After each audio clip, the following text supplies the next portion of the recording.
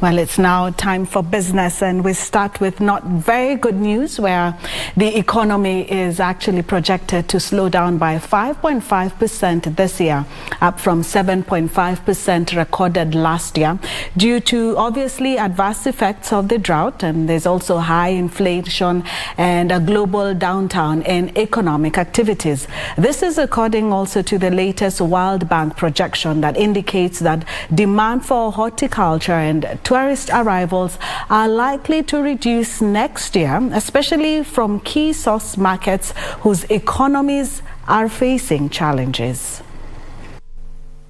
The economy rebounded from 0.8% in 2020 to 7.5% last year, powered by a rebound from the impact of the coronavirus pandemic. During the first 6 months of this year, the economy is estimated to have expanded 6%, powered by broad-based increases in the services sector.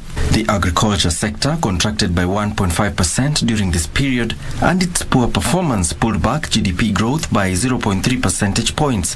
Based on this, and in addition to the ravaging drought, high fuel and commodity prices, as well as pressure on the global economy, the World Bank predicts Kenya's economic growth this year to slow to 5.5%. With the drought, we know that agriculture as a major sector of the economy has contracted in the first half of the year, and we are all aware of the many millions of people who are now suffering severe food insecurity. The World Bank projects that the situation is likely to worsen next year, as the effect of slowing economic activity in some countries will affect forex inflows, horticultural exports and tourist arrivals in Kenya.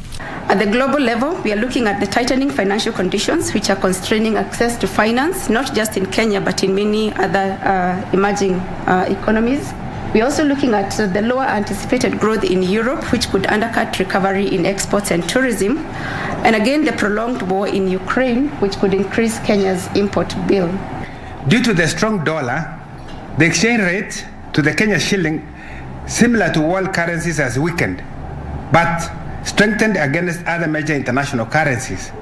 The current account deficit was generally stable at 5.4% of GDP in the 12 months to September this year. The government plans to prioritize creation of jobs, equitable distribution of state resources, and expansion of the tax base to safeguard against any impending economic shocks.